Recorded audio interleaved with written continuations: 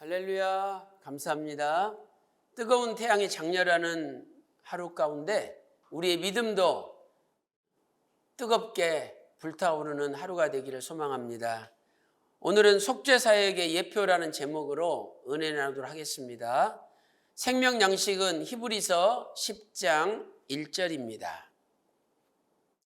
율법은 장차 오는 좋은 일의 그림자요 참 형상이 아니므로 해마다 늘 드리는 바 같은 제사로는 나아오는 자들을 언제든지 온전케 할 수 없느니라. 이는 하나님의 말씀이니라.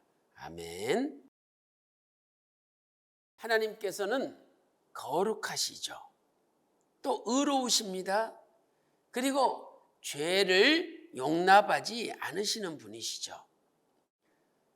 그러므로 인간이 범죄한 상태에서는 하나님을 만날 수 없습니다. 구약에서는 인간이 범죄할 때마다 제물을 앞세워 하나님 앞에 나아가게 하였습니다. 이것은 장차 예수 그리스도를 통해서 이루어질 속죄 사역을 그림자로 미리 보여준 것이죠. 자, 첫째로 아사셀 염소와 예수 그리스도를 살펴보도록 하겠습니다. 매년 7월 10일 되면 대속죄일이 됩니다. 이때 대제사장은 아사셀 염소를 준비하죠. 자, 레위기 16장 10절 말씀 보세요. 아사셀을 위하여 제비 뽑은 염소는 산대로 여호와 앞에 두었다가 그것으로 속죄하고 아사셀을 위하여 광야로 보낼지니라 말씀하고 있습니다. 대제사장은 두 손으로 아사셀 염소의 머리에 안수를 합니다. 이것은 이스라엘 백성들의 모든 불의와 모든 범한 죄를 정가시키는 거죠. 레위기 16장 21절 말씀 보세요. 아론은 두 손으로 산 염소의 머리에 안수하여 이스라엘 자손의 모든 불의와 그 범한 모든 죄를 고하고 그 죄를 염소의 머리에 두어 미리 정한 사람에게 맡겨 광야로 보내게 됩니다. 아사셀 염소는 광야로 내몰려 무서운 짐승의 밥이 되죠. 이것은 예수님께서 십자가에 죽으셨습니다. 그리고 마치 사단의 밥이 되었다 할 정도로 예수님이 스스로 자신을 버리셨습니다. 그러나 하나님께서는 예수님을 사단의 법 아래 두지 아니하시고 3일 만에 부활시키신 거죠. 놀라운 일입니다. 레위기 16장 21절 22절 말씀 보세요. 21절 하반절에 광야로 보낼지니 22절 염소가 그들의 모든 불의를 지고 무인지경에 이르거든 그는 그 염소를 광야에 놓을지니라 라고 말씀하고 있습니다. 아사셀 염소는 택하신 자들의 모든 죄를 대신 지시고 아무 죄도 없이 성문 밖으로 쫓겨나 십자가에 죽으신 예수 그리스도의 속죄 사역을 예표합니다. 히브리서 13장 12절에 그러므로 예수도 자기 피로써 백성을 거룩케 하려고 성문 밖에서 고난을 받으셨느니라 라고 히브리서 13장 12절에 말씀하고 있습니다. 이 속죄 제물은 예수 그리스도의 예표입니다. 두 번째로 속죄 제물과 예수 그리스도에 대하여 은혜를 나누도록 하겠습니다. 자, 구약의 제물은 흠과 티가 없어야 됩니다. 있어서는 안 됩니다. 출애굽기 12장 5절에도 어린 양은 흠 없고 1년 된 수컷이라라고 말씀하고 있죠. 출애굽기 29장 1절에도 흠 없는 수양입니다. 또 레위기 1장 3절에도 흠 없는 수컷이라고 표현하고 있습니다. 자, 이것은 예수님께서 흠도 점도 없는 분이시고 더 나아가 아무 죄도 없으신 온전한 제물이시라는 것을 가르쳐 줍니다.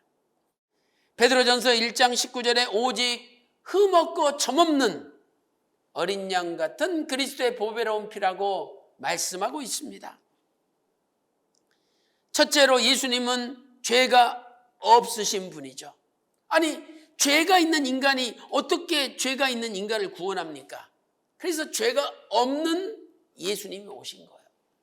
히브리서 4장 15절에 그는 죄가 없으시니라. 또 요한일서 3장 5절에도 그에게는 죄가 없느니라. 요한일서 3장 5절에서 말씀을 하고 있습니다. 두 번째로 예수님은 죄를 알지도 못하시는 분입니다. 우리는 죄를 너무 많이 알잖아요.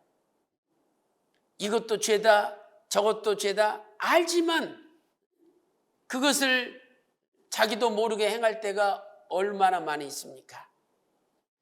요한일서 3장 15절에 남을 미워하는 것도 살인죄라 그랬는데 우리가 나도 모르게 남을 미워할 때가 얼마나 많이 있습니까?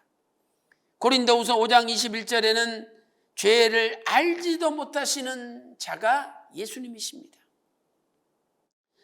또 죄를 범치 않으신 분이죠. 우리는 수시로 죄를 범하잖아요. 그러나 예수님은 죄를 범하지 않는 분입니다. 베드로전서 2장 22절에 그는 죄를 범치 아니하시고 라고 말씀하고 있습니다. 네 번째로 악이 없으신 분입니다. 히브리서 7장 26절 말씀 보세요. 악이 없고 또 더러움이 없고 죄인에게서 떠나 계시고 하늘보다 높이 되신 자라고 말씀하고 있습니다. 이러한 의미에서 휘선 박아브람 목사님께서는 잊어버렸던 만남 34페이지에서 이렇게 정리를 하고 있습니다. 예수 그리스도께서는 죄인들을 대신하여 율법의 저주를 받고 죄를 담당하셨습니다. 죄가 없는 분이니까 죄를 담당 안 해도 되지만 우리를 위해서 죄를 담당하셨다는 거죠. 이로 말미암아 우리의 죄는 예수님께 전가가 되고 예수님의 의가 우리에게 값없이 선물로 주어졌습니다. 이제 우리의 죄는 없어지고 예수님께 전가가 되고 오히려 예수님의 의가 우리에게 값없이 선물로 주어진 것입니다.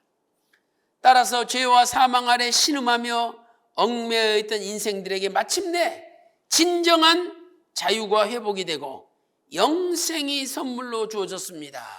이렇게 선포하고 있습니다.